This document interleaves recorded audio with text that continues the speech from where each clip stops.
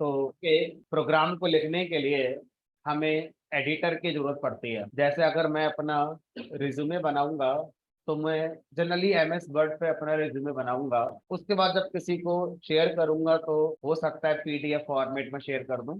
But generally मैं जब लिखूंगा रिज्यूमे तो हम वर्ड में लिखेंगे। अगर मुझे कोई प्रेजेंटेशन तैयार करनी है कॉलेज में किसी प्रोजेक्ट के बारे में समझाने के लिए या किसी टॉपिक को एक्सप्लेन करने के लिए, तो उस प्रेजेंटेशन को लिखने के लिए मैं पावर पॉइंट का यूज करता हूँ। ठीक है, इसी तरह से अगर आपसे कहा जाए कि मुझे पाइथन के प्रोग्राम को लिखना, तो क्या एमएस वर्ड पे पाइथन के प्रोग्राम को लिखना चाहिए या पावर पॉइंट पे क्या पाइथन के प्रोग्राम को लिखना चाहिए? तो आंसर आता है कि पाइथन के प्रोग्राम को लिखने के लिए कोई भी टेक्स्ट एडिटर यूज किया जाता है। कोई भी टेक्स्ट एडिटर, इवन नोटपैड भी आप यूज कर सकते हो, नोटपैड प्लस प्लस यूज कर सकते हो, है ना। विजुअल स्टूडियो आजकल काफी ट्रेंड में है, आप उसका यूज कर सकते हो। पाइथन के स्पेसिफिक कुछ एडिटर्स आते हैं, जैसे एनाकोंडा जुपिटर हो गया, स्पाइडर हो गया, आप उनका यूज कर सकते हो। पाइचार्म का आप यूज कर सकते हो। और एक एडिटर पाइथन सेटअप के साथ आता है। जब आपने पाइथन का सेटअप इंस्टॉल किया होगा तो उसके साथ एक एडिटर आया होगा जिसका नाम है हमारा IDLE, integrated development and learning environment, IDLE, है ना। तो आइडल एडिटर हमारा डिफॉल्ट एडिटर है पाइथन कोडिंग करने के लिए।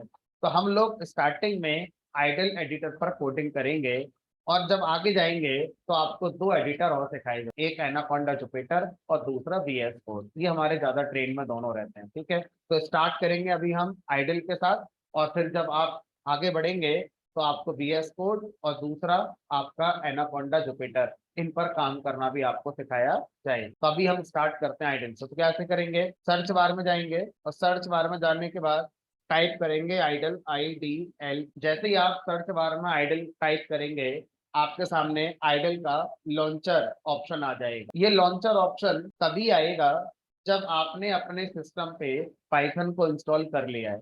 अगर आपने पाइथन को इंस्टॉल नहीं किया है तो ये लॉन्चर ऑप्शन आपके में नहीं आएगा। ये लॉन्चर ऑप्शन एक से ज्यादा आ सकते हैं कब, जब आपने अपने सिस्टम में मल्टीपल वर्जन इंस्टॉल कर रखे हैं। जैसे मान लीजिए किसी के पास 3.8 पहले से इंस्टॉल्ड था, अब वो 3.10 भी इंस्टॉल कर रहा है, तो 3.8 और 3.10 दोनों पाइथन की सेपरेट कॉपी आपके कंप्यूटर में होंगी। कोई किसी को अपग्रेड, कोई किसी को डिग्रेड नहीं करता। तो अगर ऐसी सिचुएशन होती तो यहाँ पर जैसे पाइथन 3.10 लिखकर आ रहा है, इसी के नीचे या ऊपर एक ऑप्शन और आता, पाइथन 3.8 आइडल। ठीक है, तो हर वर्जन के साथ उसका आइडल एडिटर आता है। चलिए इस पे क्लिक करेंगे। अब जब आप इस पे क्लिक करते हैं तो सबसे पहले आपके सामने आता है आइडल शेल। अभी आइडल शेल क्या है इसकी बात कर, तो अब मान लीजिए मैं आपसे कहूँ कि आप एक पाइथन का प्रोग्राम बना, क्यों बना रहे हैं पाइथन का प्रोग्राम? आप किसी प्रॉब्लम को सॉल्व करने के लिए। क्या प्रॉब्लम हो सकती है?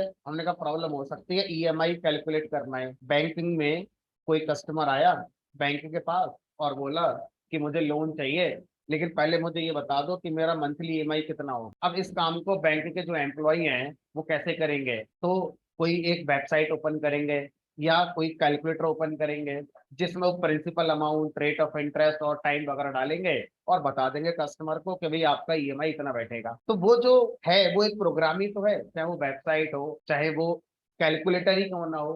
कैलकुलेटर के अंदर भी तो प्रोग्राम ही चलता है, अपने आप तो वो कर नहीं देगा। तो इन शॉर्ट हम कोई भी प्रोग्राम अगर बना रहे हैं तो हम किसी प्रॉब्लम को सॉल्व करने के लिए ही बना रहे हो। ठीक है, तो अब अगर मैं दो नंबर को मल्टीप्लाई करने का प्रोग्राम बनाना चाहूँ तो हमने कहा वो भी हो सकता है, वो भी तो एक प्रॉब्लम ही है, दो नंबर को मल्टीप्लाई करना। ठीक है, तो अब ये दो नंबर कहाँ से आएंगे?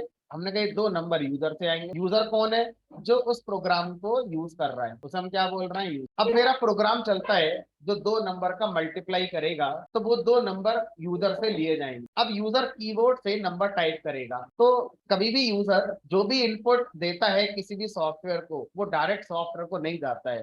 बीच में क्या होता है, कोई एक इंटर